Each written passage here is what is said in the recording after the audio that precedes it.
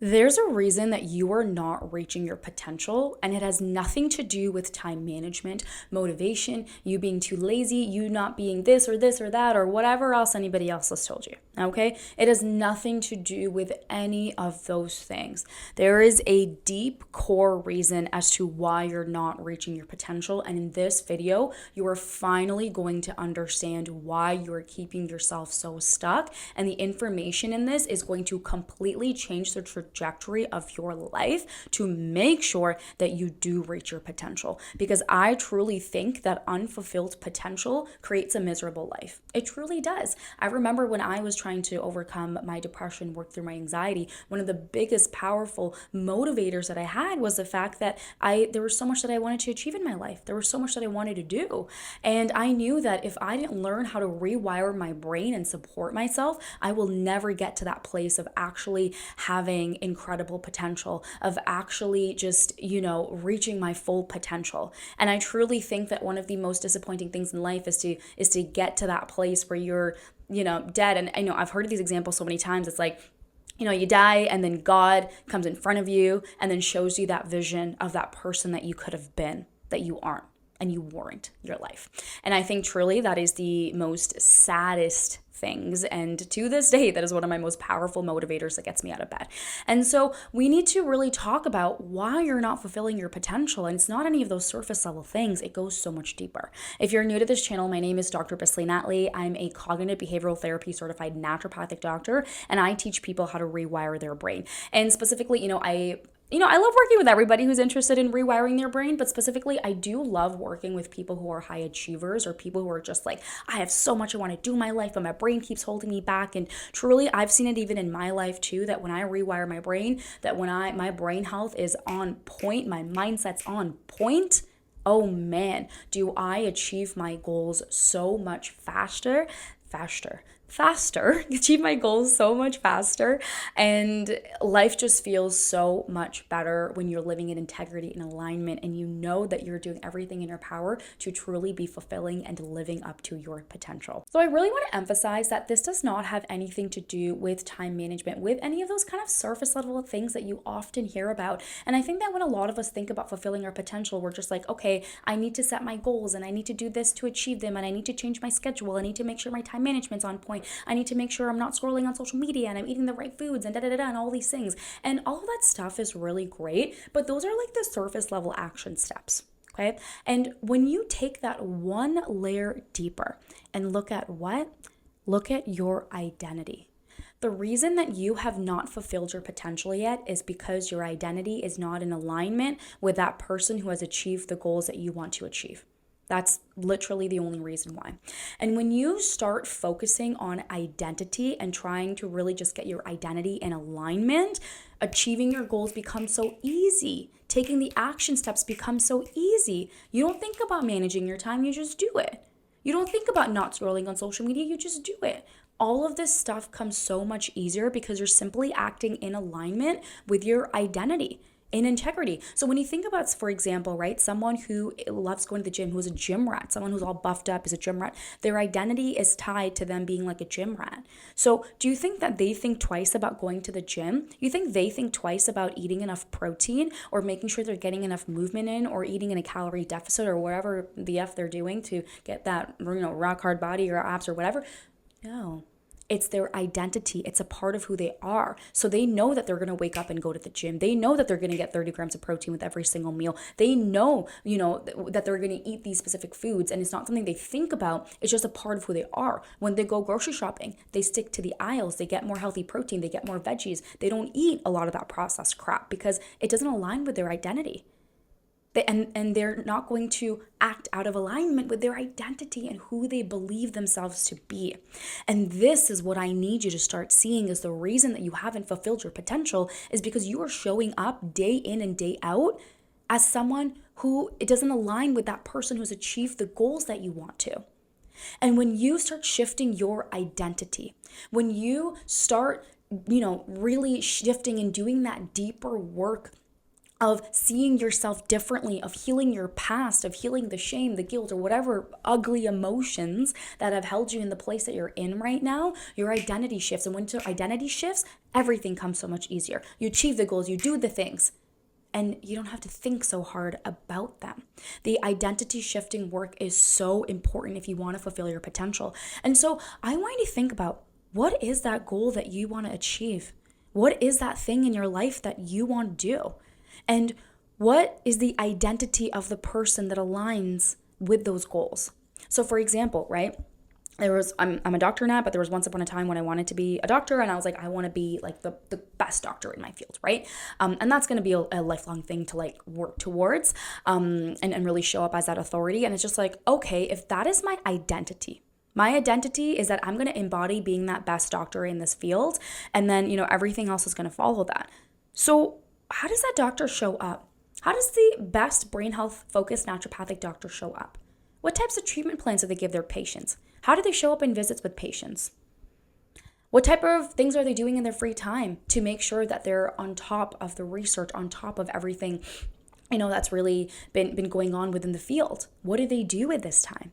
And so I ask myself on that constant everyday basis, and making sure I'm aligning myself in integrity with the best doctor who focuses on in this field, because ultimately I want to have the outcome of being that best doctor, which looks like that fully booked practice, which looks like, abundance and money, which looks like going on stages and speaking and empowering the world and changing lives.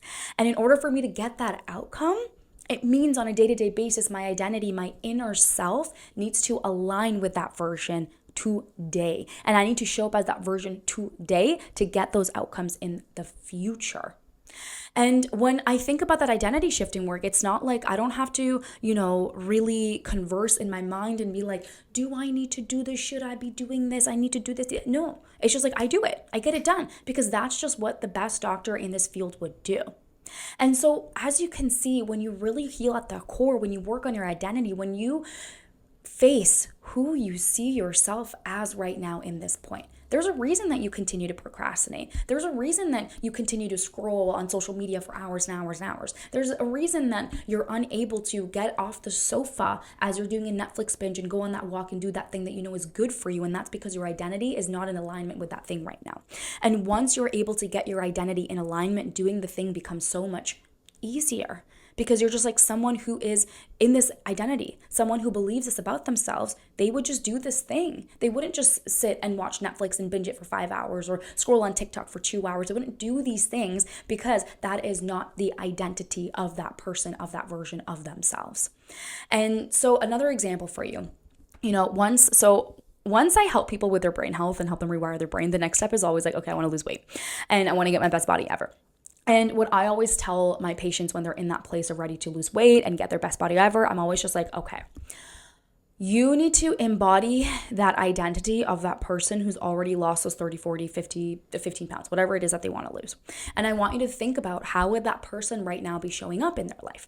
So I remember in 2018, I competed in the Miss World Canada pageant.